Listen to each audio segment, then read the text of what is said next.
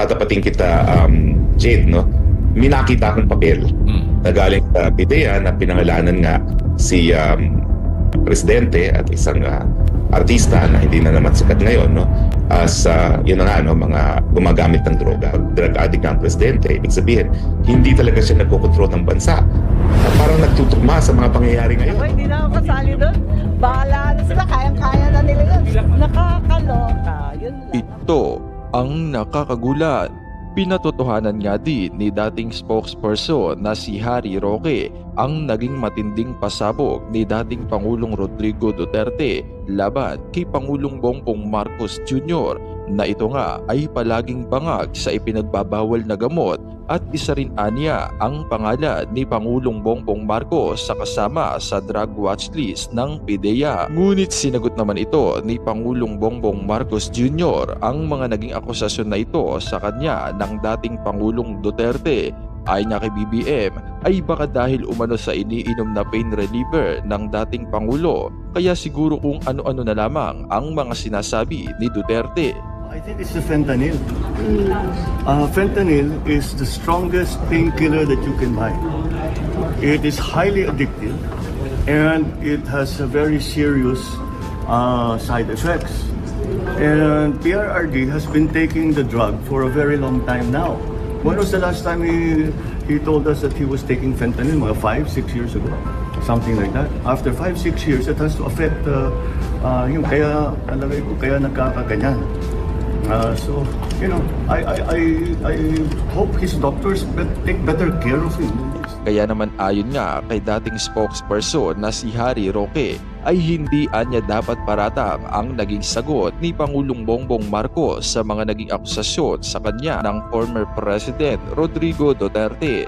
Bagamat hindi anya sapat na katibayan ang sinasabing pagkakasama ni PBBM sa drug watch list ng PIDEA. Ayon pa kay Harry Roque, mas magandang direkta na lang anyang itinanggi ni President Bongbong Marcos ang mga binitawang pahayag ng dating Pangulo na si Duterte sa halip na ihayag na posibleng epektoan niya ito ng iniinom nitong pain reliever ang kanyang mga nasabi sa prayer rally noong linggo. Binigyang diin din naman ng dating spokesperson na si Harry Roque na may prescription anya ng doktor na gumamit si dating Pangulong Duterte ng fentanyl bilang pain reliever dahil bagaman ito ay addictive ay hindi anya ito nakakasira ng pag-iisip na makakaapekto sa decision making ng isang tao. Ayon naman sa naging text message ni dating Chief Presidential Legal Counsel na si Attorney Salvador Panelo, sinabi nito na matagal na anyang tumigil sa paggamit ng fentanyl ang dating Pangulong Duterte. Ayon pa dito, gumamit lang anya ang dating presidente ng fentanyl batay sa naging preskripsyon ng doktor ni Duterte matapos itong operahan at ginamit lang anya ito sa loob ng 2 buwan matapos mawala ang pananakit ng likod nito.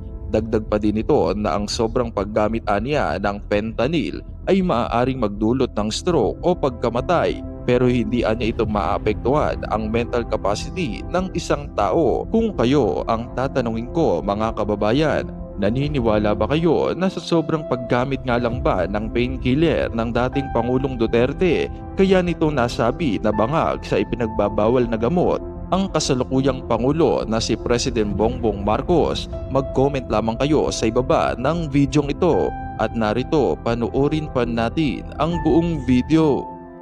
Isa sa mga naging pahayag din, no, matitinding pahayag kahapon na narinig ng sambayan ng Pilipino ay yung mensahe ng pagre-resign ni PBBM na sinabi ni Mayor Baste Duterte. Ano ba ang masasabi mo hinggil po dito? Well, pinagtagni-tagni ko lang, no, ang mga salita nila.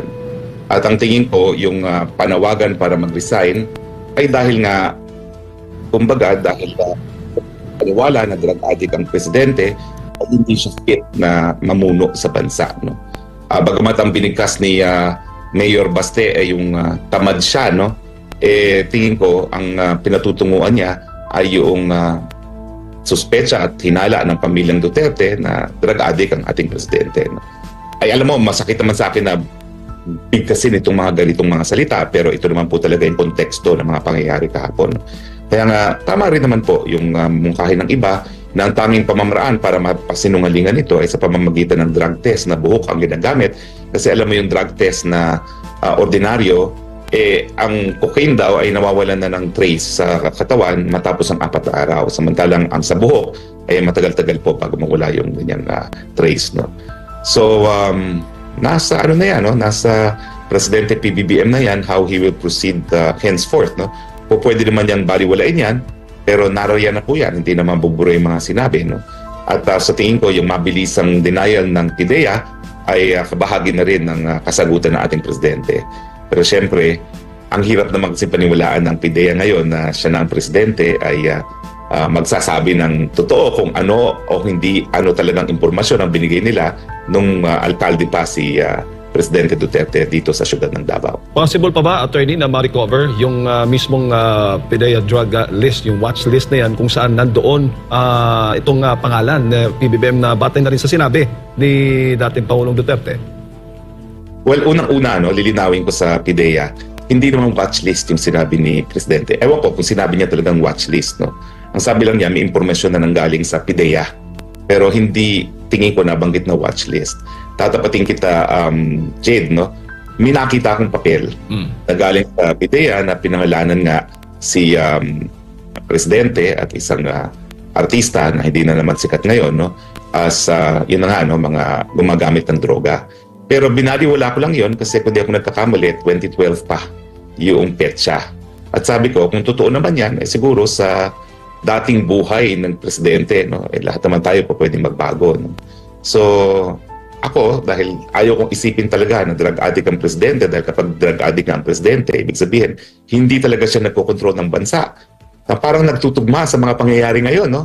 Pero nagdarasal pa rin ako na hindi po yan totoo dahil hindi po yan makakabuti sa ating bayan. Paano yan, attorney? May mga legal ba na pananagutan ang mga nagsasabi nito? At tulad na lamang ni PRRD dito laban kay Pangulong Bongbong Marcos.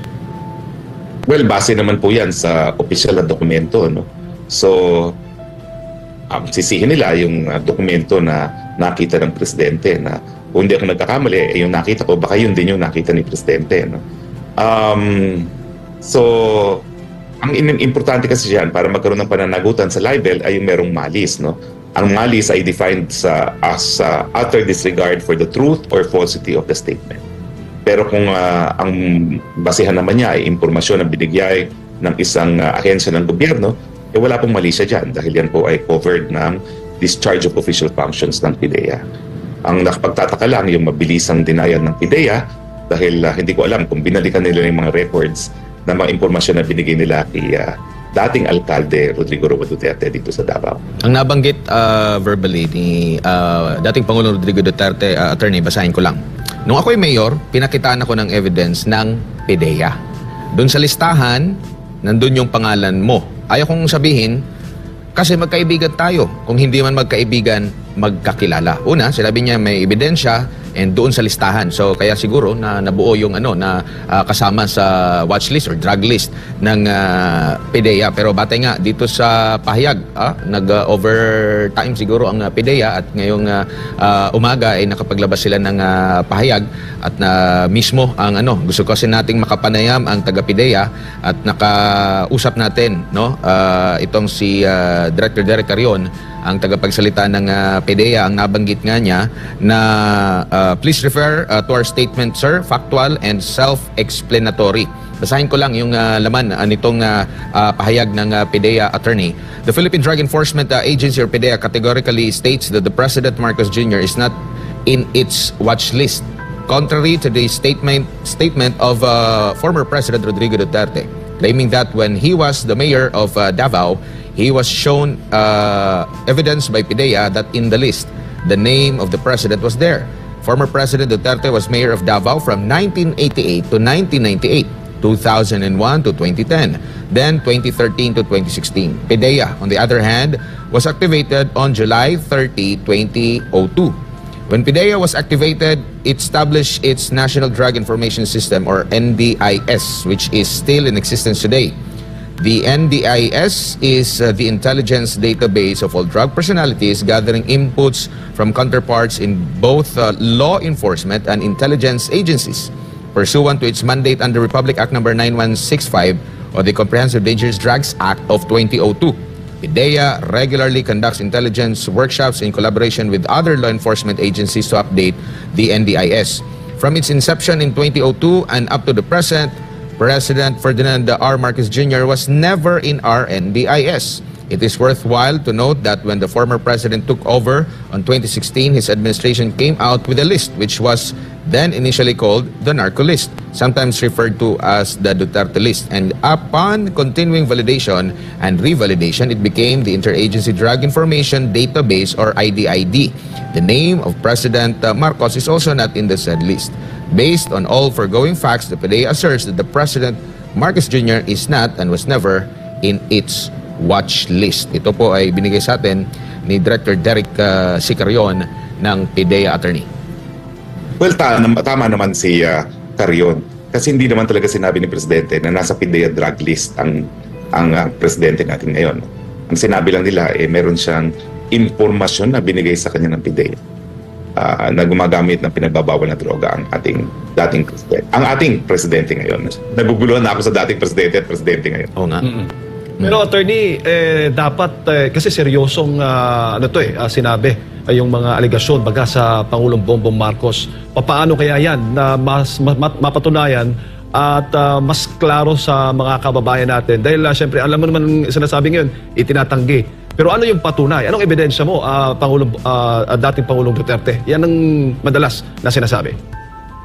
Hindi ko lang alam kung yung nakita kong dokumento ay kaparehong dokumento na sinasabi ni Presidente.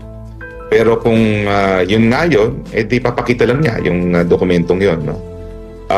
Pero ang sabi nga niya, hindi na niya isiniwalat sa publiko yan dahil kakilala naman niya itong si Presidente ngayon mula pa ng mga panahon na yun.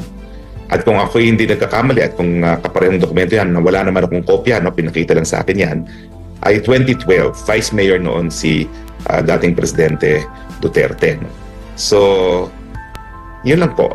Hindi ko lang alam kung yun yung sinasabi niyang dokumento rin. Pero hindi po yun watch list. Yan po ay isang liham lamang ng PIDEA sa dating Presidente Rodrigo Roa Duterte.